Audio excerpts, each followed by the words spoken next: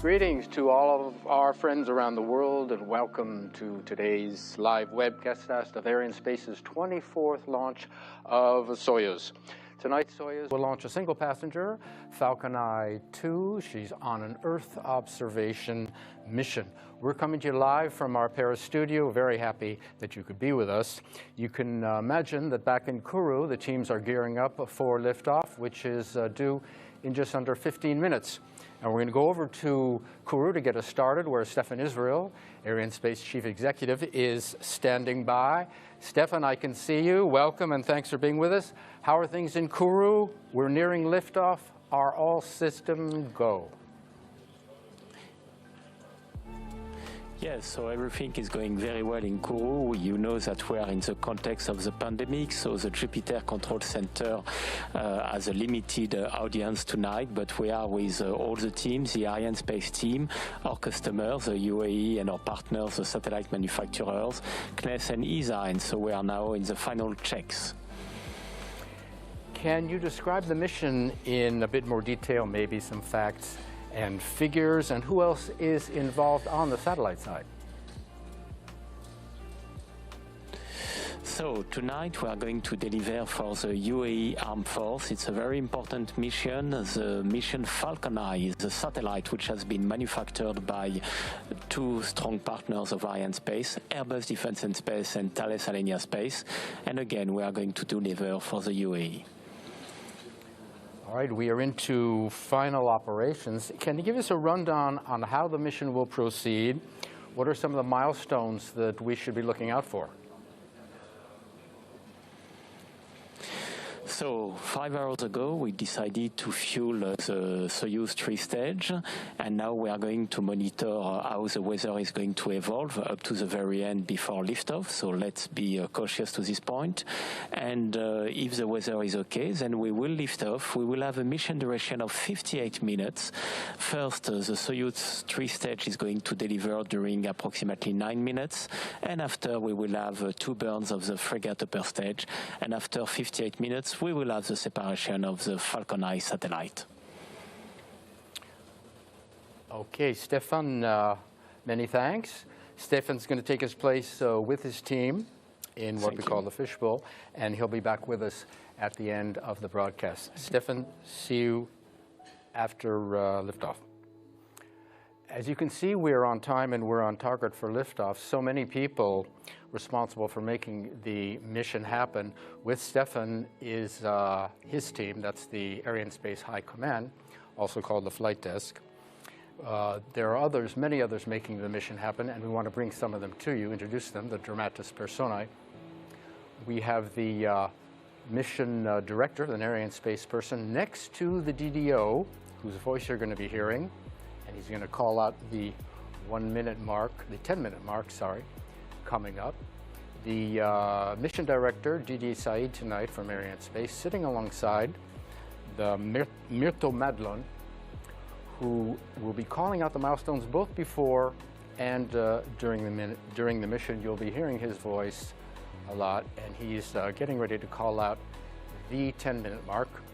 The 10-minute mark is an important milestone because it moves us into the automatic sequence or the synchronized sequence, which means we're in the final moments of the final countdown. DDO is going to call out the milestone.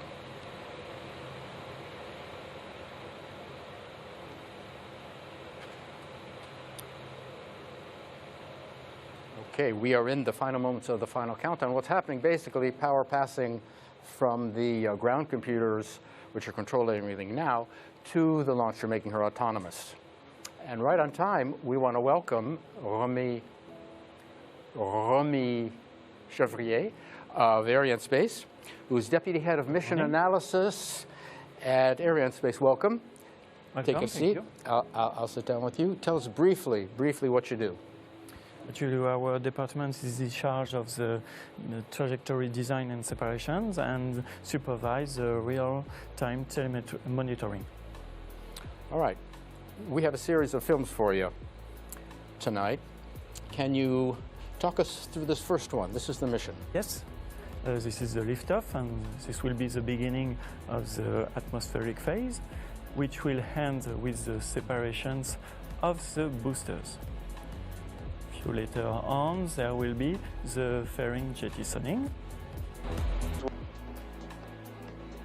And then the extinction and the separation of the block A will happen. The block I will keep on accomplishing the missions until the extinctions. It will be the conclusion of the Soyuz ascent phase. Then it will be the first frigate burn. After this burn, there will be a coasting phase, and during this coasting phase, there will be a whole of telemetry of around 32 minutes. After that, there will be the second frigate burn in order to circularize the orbits and to reach the separation orbit. Then the separation of FalconEye will occur, but it will not be the end of the mission. Indeed, there will be another coasting phase in order to wait the deorbiting boost. During it, there is a download of the telemetry. After that, there will be the third bird to desorbit the frigate. There will be another one download of the telemetry, and this will be the end of the telemetry and the end of this mission. All right, thank you. We'll all be sure and watch out for those highlights. Stefan told us to watch out for some of them, but that's a fine addition.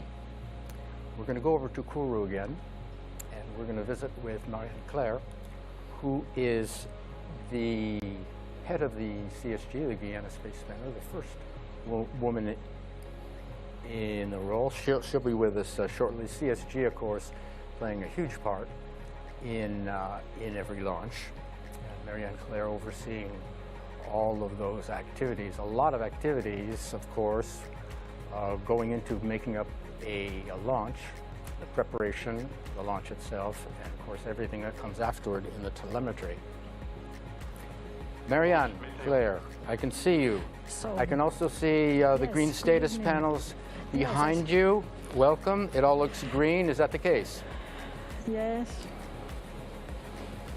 No, it's no, it's not the case. I can say that we have a raid for Meteor, and I think that the tentative will not be possible this evening, and we can try again tomorrow, of course. But for this evening, clearly the Meteor is not with us, and the in-flight lighting is too important. The risk of in-flight lighting is too important. A red in the weather, I think. Is that what we heard? A red in the weather. We're going to go over to Stefan Israel shortly. I don't know if we're going to be able to launch, according to Marie-Claire. Let us go back to Stefan, I think, who is standing by, Yes. who can fill us in on some details. If the weather is playing a part, is spoiling our plans. We will wait. I give the floor to Stefan. Can you tell us about what do you know about weather or the weather situations like this? That's life. Huh? Is it lightning? Is it? I know we can launch in the rain. Rain is not a problem. Yes. This unexpected event on weather belongs to some difficulties that we have to manage, and it depends on what kind of weather event we have to couple with. Okay. I believe Stefan Israel is standing by. Stefan, what can you tell us about the situation? In-flight lightning. Yes, so as I told you, we have to monitor the weather up to the very last minute before liftoff, and we have a risk of in-flight lightning. It is one of the risks we are monitoring very closely with high altitude winds. The high altitude winds were okay tonight, but unfortunately we have this in-flight lightning risk, and it's not possible to fly tonight. So no problem. We are going to wait up to tomorrow, exactly at the same hour, and we will make a new tentative tomorrow. The launcher and the satellite will be put in a safe mode. We just need to wait one more day, and then we will be back tomorrow for a new tentative, and it will be okay. All right, Stefan, many thanks. You heard Stefan say risk of lightning moving the flight to tomorrow. We'll go again. The launcher, of course, it's important to note, is put into safe configuration, so the launcher and the satellites are in no danger. We'll try again tomorrow. Please join us same time, same place. In the meantime, thanks for being with us. Stay tuned. We'll see you tomorrow.